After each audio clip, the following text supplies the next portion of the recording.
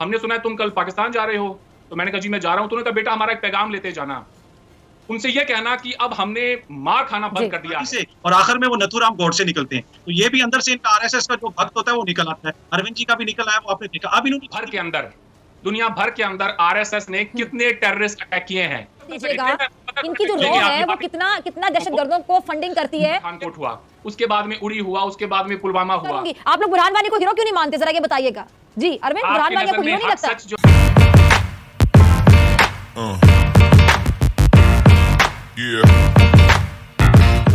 तो जब तक मोदी साहब हैं, मेरा नहीं ख्याल कि वहां पे किस्म की बेहतरी आ सकती है।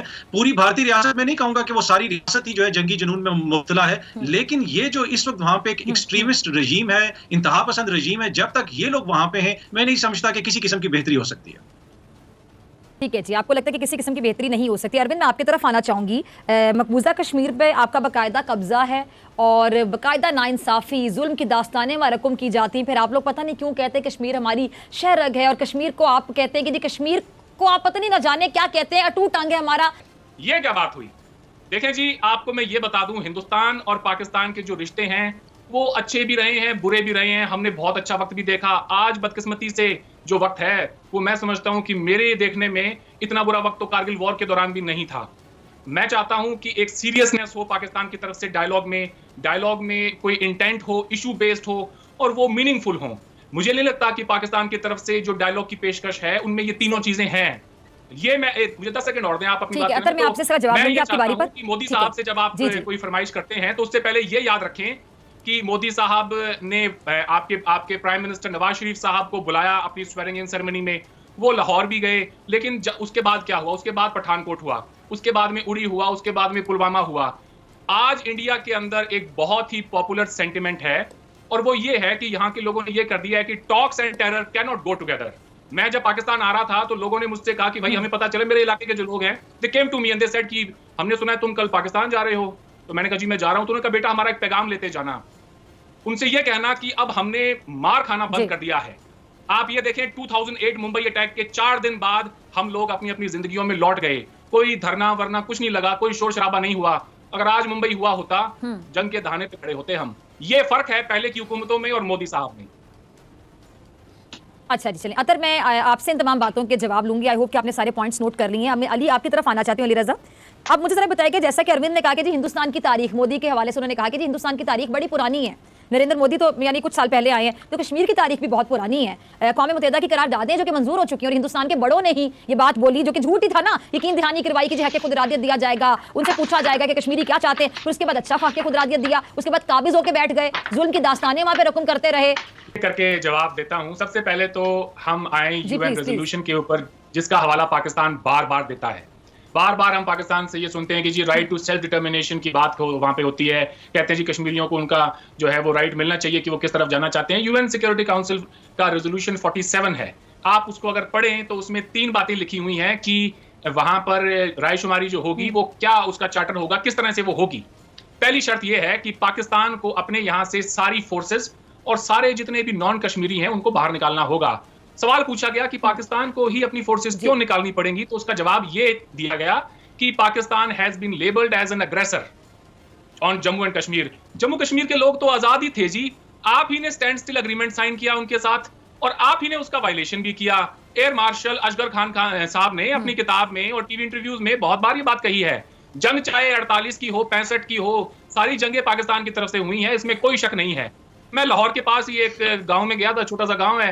लोगों ने मुझसे पूछा कि अरविंद हम मोहब्बत चाहते हैं, अमन चाहते हैं हिंदुस्तान के साथ, तो आप बस ये कश्मीर का जो मसला है इसको हल कर दें, तो उसके बाद में तो हम एक ही लोग हैं, कोई प्रॉब्लम नहीं है, वरना फिर वही होगा जो आज तक होता आया है। तो मैंने उनसे पूछा क्या हुआ है आज तक, वो कहते हैं वो ये हिंदुस्तान को मुंह की खानी पड़ी है। मुझे हैरानी हुई आपकी ये बात सुनकर वहां की सिविल सोसाइटी की। मैंने उन्हें 3-4 आर्टिकल बीबीसी के दिए, मैंने कहा आप जरा इसे पढ़ें कि दुनिया क्या कहती है इन जंगों के बारे में। तो उन्होंने कहा बेटा ये तो अंग्रेजी में है, अंग्रेजी तो नहीं पढ़ सकते हैं। मैंने कहा कि अपने बच्चों को बुलाएं, उनसे वो आपको बता देंगे। कहते नहीं बेटा यहाँ तो अंग्रेजी कोई नहीं पढ़ता है। मैंने कहा फिर मेरी गलती हो गई है, वाकई में चारों जंगें आप ही जीते हैं।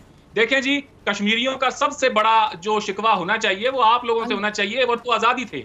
ना आप कबायली हमला करते, ना आज ये नौबत यहाँ आती। यूएन सिक्योरिटी काउंसिल के जो रेजोल्यूशन है उसमें 3 शर्तें हैं। रेजोल्यूशन की 3 शर्तें हैं। पहले कि पाकिस्तान विड्रॉ करेगा अपनी फोर्सेस, नॉन कश्मीरीज को सबको बाहर निकालेगा, उसके बाद हिंदुस्तान भी अपनी फोर्सेस को विड्रॉ करेगा, हालांकि थोड़ी बहुत फोर्स मेंटेन रखेगा वहां पे लॉ एंड ऑर्डर को मेंटेन करने के लिए, उससे ज्यादा नहीं। उसके बाद इंटरनेशनल वॉच एजेंसीज की तहत में वहां पर रेफरेंडम होना था, तो ना पाकिस्तान ने फोर्सेस विड्रॉ की और ना ही उसके बाद में जो है वहां पे रेफरेंडम की नौबत आई, ना नौमन तेल था ना राधा नाची। अब आ जाते हैं आगे इसके ऊपर, आपके जो आरएसएस के जो है कि आरएसएस की रेसिस्ट आइडियोलॉजी, आरएसएस ने ये कर दिया, आरएसएस ने वो कर दिया। मुझे आप ये बताएं दुनिया भर के अंदर आरएसएस ने कितने टेररिस्ट अटैक किए हैं? देखें जी, जितने टेररिस्ट अटैक होते हैं, सॉरी टू से उसमें से ज्यादातर जो अटैक होते हैं वो मुसलमानों की तरफ से होते हैं।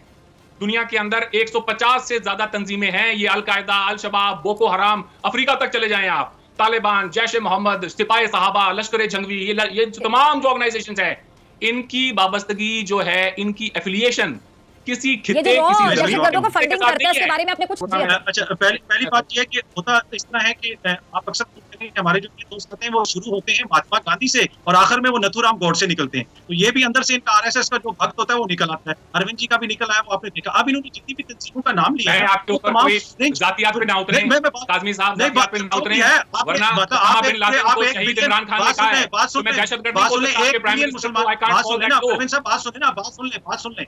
ओसामा बिन लादेन शहीद है क्या? आप गोडसे पे क्या एतराज करते हैं? 70 सालों में आपको गोडसे से आगे कोई बात नहीं बढ़ी। एक गोडसे, एक कुलभूषण यादव, 93,000 लोगों को मारा हमने 71 में। अगर हिंदू बुरी हरकत कर सकता है पर हम मजहब को कभी बुरा नहीं कहते।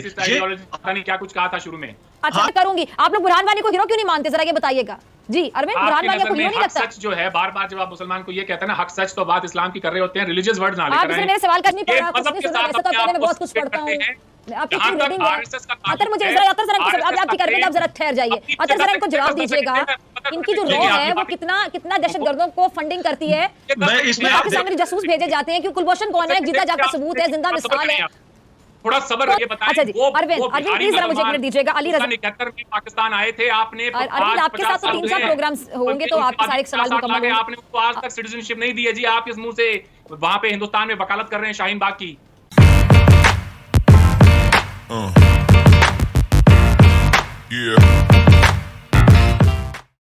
तो हेलो दोस्तों, welcome to one day India news. आज हम लाए हैं आपके लिए एक और मजेदार वीडियो, जिसके अंदर और मेजर गौरव आर्या पाकिस्तान कश्मीर और इंडियन कश्मीर के ऊपर डिबेट कर रहे हैं। तो चलिए देखते हैं पूरी वीडियो। अगर आप तो दोस्तों कैसी लगी आपको ये वीडियो? अगर आपको ये वीडियो पसंद आई है और इसी तरह की और वीडियो देखने के लिए हमारे चैनल को लाइक, शेयर, सब्सक्राइब करना ना भूलें। जैसा कि हमने इस वीडियो में देखा कि कैसे जो मोदी जी है वो इंडिया को एक सुपर पावर बनाने में लगे हुए हैं, और उनका जो मैनिफेस्टो बीजेपी का 2024 के इलेक्शन के लिए आया है, उसके अंदर भी मोदी जी ने इंडिया को एक ग्लोबल सुपर पावर की तरह ही देख रहे हैं। साथ ही में ये तरक्की देख रहे हैं, तो उनको भी जो लालच है वो मन में आ रहा है और वो कह रहे हैं कि इंडिया के साथ ट्रेड स्टार्ट कर दो। जबकि जो उनका पुराना पीएम इमरान खान था, उन्होंने कहा था कि इंडिया के साथ ट्रेड नहीं करेंगे जब तक 370 नहीं हटेगा। लेकिन अब जब उनके मुल्क में गरीबी और जो महंगाई ने इतनी हालत खराब कर दी है, तो अब वापिस से वह ट्रेड ओपन करने की मांग करने लग गए हैं। आपका इसके ऊपर क्या राय है, ये हमें जरूर बताएं। या मोदी जी को ट्रेड ओपन करनी चाहिए या नहीं, ये कमेंट सेक्शन के अंदर जरूर बताएं। जैसा कि उनकी जो किताबें हैं उनके अंदर उनको बस नफरत ही सिखाई गई है हिंदुओं के प्रति,